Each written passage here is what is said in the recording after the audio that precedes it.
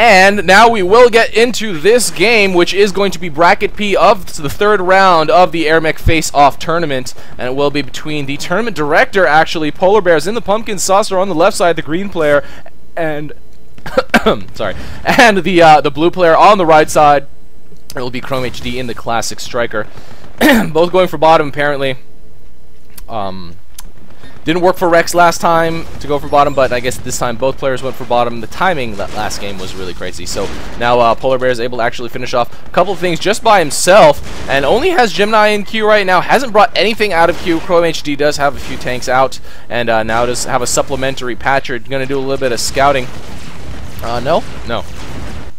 Polarbearz now finally bringing out his Gemini. The creeps are there to eventually take that outpost. I don't know if any have been killed. It's likely that they have been because there's brutes over here, and ChromeHD now going to be no abilities spent for ChromeHD at all. Oh man, getting himself overextended and killed there. Polarbearz getting that finish. ChromeHD just getting pelted with everything that was following him on the way. And in the meantime, during that respawn, Polarbearz might be able to finish off along. No, I don't think he's going to be able to kill this thing actually. ChromeHD might actually get the finish on Polarbearz. No, gets that blink and blinks away. Wow. Wow. No ability spent for ChromeHD yet, and only 1 point in the blink for Polarbearz. He is now level 2. He can probably start making he put a point into abduct. Very interesting in a small map like Twin Peaks, especially in 1v1. You know, you normally would expect it to be death ray, but now Polarbearz will be abducting these T99s here, and so I'm not really sure what his plan is going to be. But apparently he might go heavily abduct. He might start to abduct the units at the top as well. Now he does have level 1 death rate, and ChromeHD still with no points into any abilities. But it's a pretty even game at this point. To this point, Polarbearz again. Okay, now it does have a full cube Gemini. Has Energy Guardian, so he will be able to blink to his heart's content. Especially on a map such a small map as Twin Peaks, it's a little bit crazy. Now ChromeHD does have a pretty large, well, pretty good defensive line over here. Does have a jammer. Only one healing unit, but now artillery is coming out. No artillery coming up for Polarbearz at all. Oh, never mind. He does have 2. I'm blind. And 2 more coming out as well. Wow, leapfrogging way up with those T99s. Oh, but might go down here. No, very low on health, but ChromeHD not able to get that finish. And ChromeHD also almost getting killed as well. But so many artillery out there for Polarbearz, just leapfrogging up super aggressively, actually. But actually right about at the limit.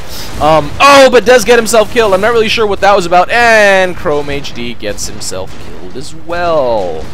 So that just happened. Okay. There's nothing to watch because they're both dead. ChromeHD as that striker has a lower respawn time.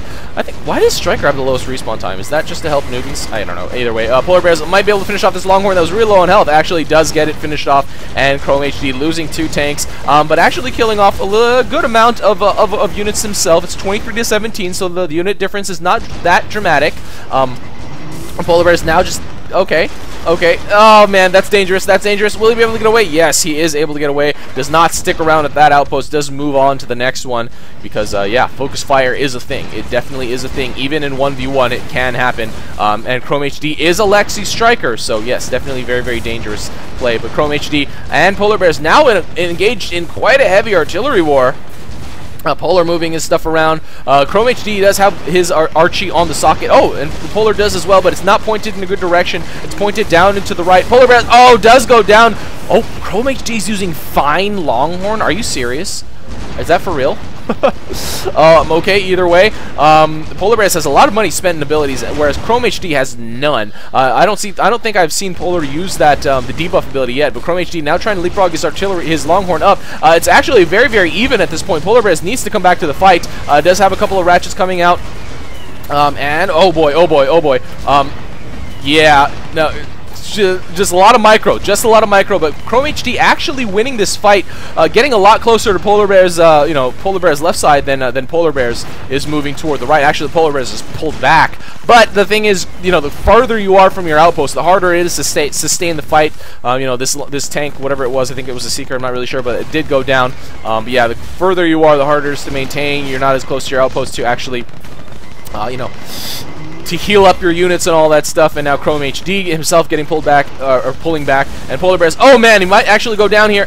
Oh, tries to blink the opposite direction, but ChromeHD dropping that Seeker with a great, great Seeker drop there, and is able to force Polarbearz to lift off and does kill him in the air.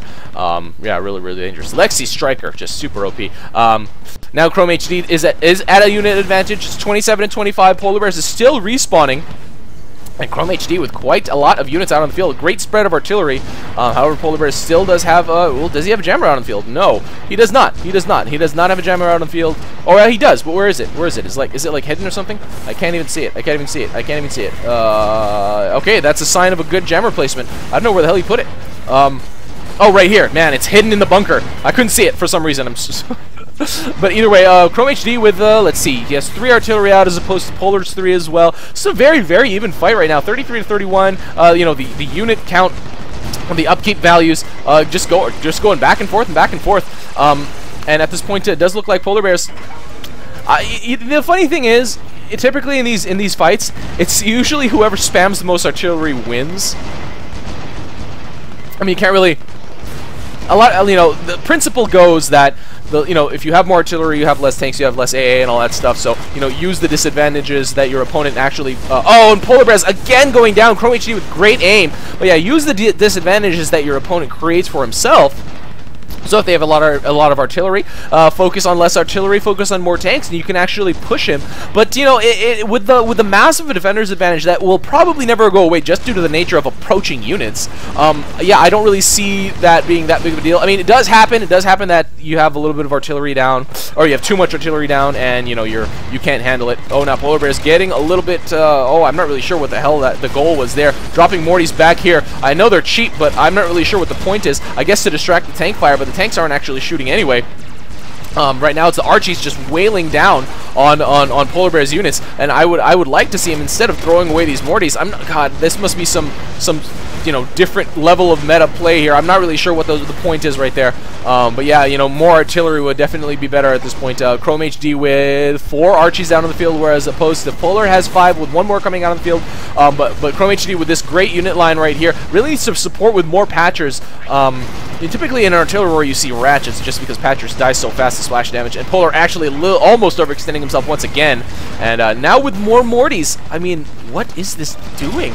I guess he's just trying to apply whatever little damage he can. Okay, so I get it now. I think I get it. He's just trying to use them similarly to Boomers. They're much cheaper than Boomers though, and they do a little bit of damage when they fire for sure. And because of their splash damage, you just drop them in the midst of units, and boom, boom, boom, you get a little bit of damage. You just rinse and repeat, and eventually you will. Oh, Polarbearz again overextending himself. Probably will go down. ChromeHD just needs to do another secret marker. Oh, what a great transfer timing by Polarbearz. I'm not really sure why Chrome didn't do the thing that he did before. Oh, and now Polarbearz coming out with generators, so it does look like generators will be the difference in this game, as ChromeHD has no SOC units at all. But yeah, now Polar, after hitting his unit cap, is going to recycle for Berthas, and after the Berthas come out, I'm guessing if he has enough Berthas to keep ChromeHD at bay, he's just going to concentrate mostly on tanks, do a massive push. I'm guessing he has, he doesn't have goalies in his loadout, so it's very, very different from the game that I posted on Friday. But yeah, now more just Berthas coming out, and you know, lots of Ratchets as well. 1 jammer out on the field for ChromeHD, right? Yes, 1 jammer out on the field. That's about it. Polar doing a little bit of scouting here.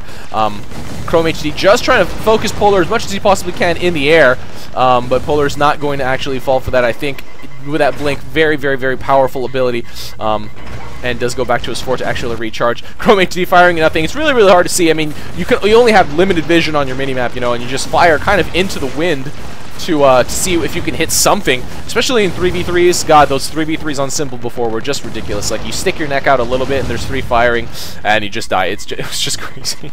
You know, it does happen on Twin Peaks nowadays, even in 3v3s, because if you just have a complete bottom fight, it does happen that the hover shoot thing with the artillery micro, it's still has not left the game quite yet. However, apparently moneymakers have. But now Polarbearz pretty even with ChromeHD. However, ChromeHD has a much less max unit cap than Polarbearz because of those generators that are coming out. ChromeHD now trying to leapfrog his tanks, but how effective will this be? Polarbearz could probably just do a little bit of a death ray. Oh, but it's really, really dangerous with ChromeHD just standing there firing the entire time. Yeah, this is actually a really good approach angle for ChromeHD because there are not too many tanks sitting over here for Polarbearz. He was able to finish off 1 Seeker, and he hasn't lost any tanks yet, but Polarbearz units, or Polarbearz Berthas are actually doing the job. Actually, they both have Berthas. Crazy. ChromeHD has 2 out on the field, while, whereas Polarbearz has 5. So that's a little ridiculous. Polarbearz dropping the Moris for a little bit of distraction fire. Does not pull out Death Ray immediately, but he will be able to... Okay, he does finish off that 1 tank. Yeah. And now again, I mean, this is the typical thing you see, especially on a Bonafide in Twin Peaks. Even in 2v2, even in 3v3 sometimes, just large unit clusters right here and here, artillery firing in. I guess it's whoever has the better unit composition and the, you know, tiny, minute differences in micro. Polarbearz now just moving his artillery in better position. Putting them in front is actually pretty good because Berthas have quite a lot of health. I think they do have more health than tanks. I'm not 100% on that, but they definitely have more health than ratchets. But now Polarbearz is able to snipe 1 tank. He has already at level 8. He has level 1 teleport, so I don't know if he's actually going to use that to his advantage. Doesn't decide to go with Death Ray right off the bat, but loses 1 tank after finishing off 1 Longhorn, so it was a pretty even trade right there. ChromeHD, and does have use the unit debuff. Now ChromeHD is losing the Bertha fight. Man, that's a lot of Berthas, and Polar just repositioning like crazy. Just now the unit cluster is give or take over here. He is repositioning his Berthas to fire down to the right. ChromeHD trying to keep up as best he can with the unit production, but yeah, I don't know if he can right now. Polarbearz is just, killing units too fast. Oh, what was this? Oh, he's so low on health. Polarbearz landing, but does get away. Wow, was he able to kill something just now? That was crazy. Yeah, I think he was able to kill a jammer. The outpost does go down to neutral, and now Polarbearz is going to strike. The Berthas are going to be blocking a couple of these tanks back here, but it's not really going to make that much of a difference. Let's see if Polarbearz can support with Death Ray, because Death Ray is really, really ridiculous. A couple of the lead tanks of Polarbearz has already gone down, but that debuff has gone down as well. So let's see if Polarbearz, I don't know, I guess he's not going to Death Ray? This is actually kind of losing it for Polarbearz. He's losing quite a lot of units. It's going to be about even, I would say, because of the defender's advantage. Or not. Maybe Polarbearz has enough tanks over here. Chrome now repositioning. It's about even. Yeah, lots of healing units for Polar, which is a little hilarious. Okay, he will probably be able to get this neutralized, as it is only 11 minutes and 15 seconds in, so level 3 creeps max, which is nothing compared to level 4 creeps, and Polarbearz has been able to neutralize this outpost. Oh, Bertha does get ChromeHD finished off on the ground, which is crazy, and Polarbearz has been able to take this outpost under his control, and with his mech in the area, going to be able to death ray everything to, well, death. And now 37-10. Polarbearz lost quite a lot, but it does look like ChromeHD lost a lot more. Doesn't decide to drop that Longhorn, which is a little crazy to see. I thought he was going to drop, or not Longhorn, that Gemini. I thought he was going to drop it here to start neutralizing, but ChromeHD pretty much respawning would have lost that Gemini to begin with. Now just selling off his artillery. 4 more tanks. I'm not really sure if that's a good idea. ChromeHD putting a defensive line over here, and that will be hard to break as long as he stays with the defender's advantage instead of tries to approach. And now Polarbearz, I thought he was going to move up that Bertha, but he didn't. I guess it was a little bit of a miss micro there. ChromeHD going to patrol a jammer, so that will be able to prevent the Berthas from attacking. Or not from attacking, but from connecting well. Let's see how. And now already has an Archie pointing out. But the damage in the game has been done. Polarbearz has that bottom right outpost under its control, so it's a 3-to-1 outpost difference, and ChromeHD will just be at a massive income disadvantage. Now coming out with heavy mines, which is a very good decision, to be quite honest. And putting them around Polarbearz units to just screw with him with his micro, and he will have to take the extra time to micro those units and keep them away from the heavy mines. So it's going to be hard to move out just without doing any extra additional actions. And Polarbearz trying to harass with a tank, but actually, we did get the jammer killed actually. Wow. And now the Archies or everything's been being moved back by ChromeHD. Those heavy mines are just going to be abducted by Polar. Oh no, he's just going to set them off manually by microing tanks, which probably should not be a thing, to be 100% honest with you. And Polarbearz able to snipe 1 Longhorn at random snipe, but does get finished off by ChromeHD in the air. That Lexi Striker super strong, but I mean, how good is it really going to do him? Polarbearz has plenty of credits and plenty of units down out on the field, 49-12, and does look like ChromeHD is just on his last leg right now. Random artillery pointing left. I mean, it's just a matter of time before Polarbearz leapfrogs up, uses his Berthas, pushes up with his tanks, either abducts or manually sets off that mine, or just sets it off himself with his mech, or not with his mech, just by taking the damage. Who cares? At this advantage that he has right now, it's not really a huge deal. Polarbearz now respawning, so 55-18. How many Gemini does he have on the field? 11 and 4 coming out, so will be 15 total, and even more being queued up. So, oh, and now he is doing a mass push. He really needs to set off that heavy mine, though. I would hope that he does. And now repositioning the Berthas to attack at these units over here. Oh, man, just a lot of presence of mind by this really, really top-tier player. And it does look like that, okay, he's just, yeah, okay. Setting off the heavy mines as manually as he possibly can, and ChromeHD has to deal with all of these Gemini coming for his fort. 20 to 34. It doesn't look like ChromeHD really has that much hope of holding out here. He did reposition his artillery in defensive position to attack these Gemini, which is a little interesting to see. And Polarbearz already doing the debuff, forcing ChromeHD to pick it up and you know, micro. And oh no, oh boy. That, oh man, one of Polarbearz ratchets sets off a heavy mine sitting under here and kills off quite a lot of units. Oh man, that's a little hilarious, but it's still probably not really going to be enough. It does look like ChromeHD will not be able to survive this. There's way too many tanks, and ChromeHD just trying to hold out as much as he possibly can. Okay, now finally going to reposition his artillery, but it's probably a little bit too late. Polarbearz has plenty of Gemini over here, and this is going to be GG in a matter of a few moments.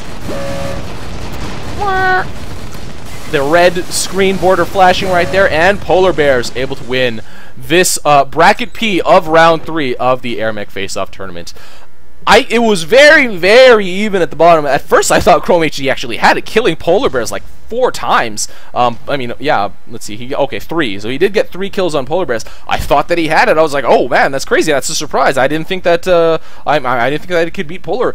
But you know, Polar, after he started pumping out the Berthas, had those generators down the ground. Great loadout choices, and ChromeHD was not able to hold out even with his jammer, even with his he didn't really tightly pack it in, but you know, had great micro down there at the bottom, able to snipe 1 or 2 tanks on, you know, in a weak spot on Polar's you know, unit arrangement. However, what's done is done. Polarbearz has been able to take this game, so he will move on to the next round. So stay tuned, guys, for the next round.